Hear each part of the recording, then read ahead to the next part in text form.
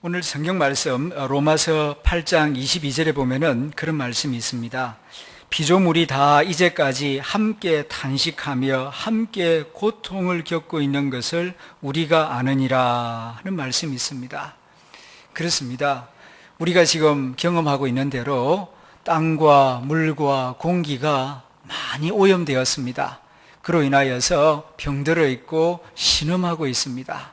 자, 이런 문제에 대하여서 하나님을 믿는 우리가 좀 더 안타까운 마음을 가지고 어떻게 하면은 이런 문제를 해결하는 데 앞장설 수 있을 것인가 생각하고 작은 실천을 모두는 그런 주간이 될 수 있기를 바랍니다. 책 중에 침묵의 봄이라고 하는 책이 있어요. 이 책은 1962년 미국의 환경운동가 레이첼 카슨이라고 하는 여사가 쓴 책입니다. 환경운동을 하는 사람은 교과서처럼 여기는 아주 중요한 책이죠. 이 책은 유엔이 정한 세계적인 책 100권 가운데 한 권에 포함되어 있을 정도로 인류 역사에 큰 충격을 주고 또 큰 영향을 준 책이라고 할 수 있습니다. 그런데 책 제목이 침묵의 봄입니다. 왜 그런가? 이 이야기는 미국 펜실베니아주에서 일어난 이야기인데요. 그 펜실베니아주는 숲이 많고 또 강이 많고 아주 아름다운 땅입니다. 그런데 언제부터인가 봄이 되었는데 숲속에서 새소리가 들리지 않아요. 그리고 겨울이 지나고 봄이 되어 이제 시냇물이 다시 흐르기 시작하는데 시냇물 속에 물고기 한 마리 보이지 않는 겁니다. 어찌된 영문인가? 레이첼 카슨이 쭉 조사를 해보니까 몇 년 전부터 이 해충을 잡는다고 하늘에서 비행기로 DDT 살충제를 엄청나게 뿌린 것입니다. 이로 인하여서 해충만 죽은 것이 아니라 그걸 먹이로 삼는 새들까지 다 죽어버렸고 물이 오염되어서 물고기에 있는 피레미까지도 다 죽어버렸습니다. 그래서 봄이 되었는데도 숲속에 새가 노래하지 않고 봄이 되었는데도 물속에 생물이 살지 않는 그런 죽음, 무덤과 같이 공동묘지와 같은 숲이 되어버렸다. 이 사실을 기록한 내용이 이 침묵의 봄이라고 하는 책입니다. 미국만 그런 것이 아닙니다. 우리나라는 훨씬 더 심각합니다. 농약으로 인하여 플라스틱으로 인하여서 사람들이 쓰다 버린 쓰레기와 일회용품으로 인하여서 하나님이 만들어주신 이 자연세계가 지금 많이 병들고 아파하고 있습니다. 이 소리를 우리가 좀 들을 수 있어야 하겠습니다. 우리 옛말에 철들자 죽는다 하는 말이 있습니다. 이 말이 환경 문제에 그대로 지금 적용되고 있습니다.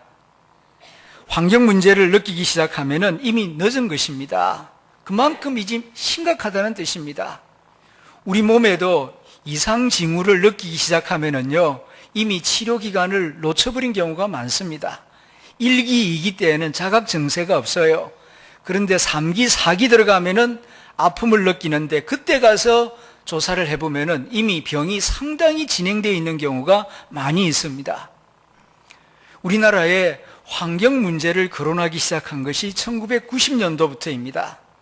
일반적으로 개인당 소득이 1만 달러 이상이 넘어가기 시작하면은 각 나라에서 환경 문제를 거론하기 시작합니다. 우리나라가 1990년도가 그랬습니다. 그래서 70년대, 80년대에는 산업개발에만 주력했지 신문이나 TV나 라디오에서 이 환경 문제를 이야기한 경우가 거의 없었습니다.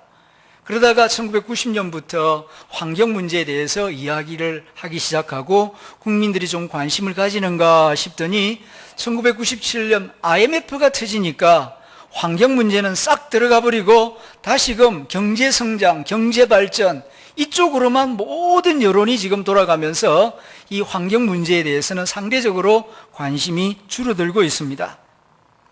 지금 우리가 사는 이 시대는 무한 성장, 무한 경쟁, 그리고 쉼이 없는 성장을 강조하고 있습니다. 소비를 강조합니다.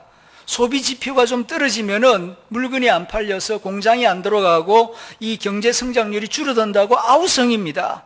그래서 소비를 늘려야 된다고, 지갑을 열게 해야 한다고, 경제 촉진 정책을 써야 한다고 정부와 언론과 모든 사람들이 그쪽으로만 생각을 모으고 있습니다. 그러나 여러분, 이렇게 쉼없이 소비를 강조하고 성장만을 강조하다 보면은 이제는 자연 환경은 돌이킬 수 없을 정도로 병들게 되고 파괴되고, 이것은 나중에 우리 자신에게 그대로 돌아오는 무서운 재앙이 될 것입니다. 매년 우리나라에서 음식 쓰레기가 10조 원씩 발생하고 있습니다. 그리고 엄청나게 많은 쓰레기가 쏟아져 나오는지 모릅니다.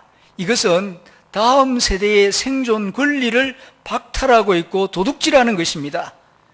이 땅은 우리 조상들이 쓰다가 우리에게 물려줬고, 우리가 쓰다가 다음 세대 어린이들에게 깨끗하게 잘 쓸 수 있도록 또 물려줘야 할 땅입니다. 땅의 주인은 하나님이지 우리 인간이 아닙니다. 그런데 우리가 너무 남용하고 너무 지나치게 황폐화시키면은 다음 세대 아이들은 병든 환경에서, 오염된 환경에서 힘들게 살아갈 수밖에 없을 것입니다. 이것은 다음 세대의 생존 권리와 행복 권리를 빼앗는 나쁜 짓입니다. 인간의 지나친 탐욕과 성장 욕구로 인하여 자연 만물이 오염되고 병들고 신음하고 있습니다. 멀리 이야기할 것도 없습니다. 지금 많은 경우 불임 부부가 늘어나고 있지 않습니까? 옛날에는 결혼만 하면 다 애 낳는 줄 알았습니다. 그러나 요즘 결혼해도 아기를 낳지 못하는 부부가 15%입니다. 왜 그렇게 되었습니까? 환경 호르몬으로 인하여서 우리 몸속에 벌써 오염물질이 상당 부분 들어와 있기 때문입니다. 아이들은 또 어떻습니까? 아토피로 인하여서 잠을 이루지를 못합니다. 깨끗하고 맑고 아름답고 예쁘게 자라야 할 아이들이 아토피 피부염으로 인하여서 몸을 긁습니다. 밤에 잠을 이루지 못합니다. 아이만 그렇습니까? 엄마도 같이 잠을 자지를 못합니다. 이렇게 자연 생태계의 파괴는 얼마 가지 아니하여 우리 인간의 삶을 파괴할 것입니다. 금년 여름 얼마나 더웠습니까? 그런데 더 걱정스러운 것은 이런 폭염이 금년만의 문제가 아니라는 것입니다. 해가 가면 갈수록 이런 폭염, 폭우, 그리고 이상기후 징후가 더 많아질 것이라고 예고하고 있습니다. 왜요?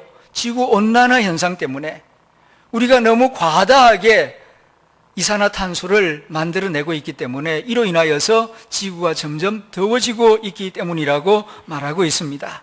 자, 이렇게 더 자세히 말씀드리지 아니하여도 지금 피조물이 신음하고 고통하고 있다는 것은 우리가 어느 곳에서나 볼 수 있습니다. 자, 이러한 시대에 오늘 성경을 보면은 19절에 피조물이 고대하는 바가 있다고, 그것은 하나님의 아들들이 나타나는 것이다 말씀하고 있습니다. 이렇게 환경이 오염되어 있는 이 시대에 자연 만물이 기다리고 있어요. 누구를? 예수님을 닮은 사람들, 하나님을 진정으로 공경하는 하나님의 자녀들이 나타나 주기를 고대하고 있다고 성경이 말씀하고 있습니다. 왜 피조물이 하나님의 자녀들이 나타나기를 고대하고 있겠습니까? 그것은 하나님의 자녀들은 하나님의 작품을 소중히 여기는 마음을 가지고 있기 때문입니다. 자연은 그냥 자연이 아닙니다. 저절로 있는 게 아니라고요. 하나님의 작품입니다. 우리 아버지의 작품입니다. 이걸 아는 자녀들은 자연을 함부로 파괴하거나 망가뜨리지 아니할 것입니다. 설사 망가져 있는 것을 오히려 안타깝게 여기고 회복시키려고 할 것입니다. 집에서도 그렇지 않습니까? 아버지를 공경하는 자녀는 아버지가 소중히 여기는 물건을 같은 마음으로 소중히 여기는 것입니다. 혹시 망가지면은 그것을 다시 붙이거나 회복하려고 하는 것이 자식의 마음입니다. 하나님의 자녀들은 이런 마음을 가지고 있습니다. 그렇기 때문에 이 오염되고 병들어 있는 신음하는 자연 만물이 정말 하나님 아버지를 공경하는 참다운 그리스도인들이 나타나서 자기들을 좀 치유해주고 회복시켜주기를 간절히 기다리고 있다. 녹색운동을 하는 녹색교회 그리스도인들을 기다리고 있다라고 성경이 말씀하고 있습니다.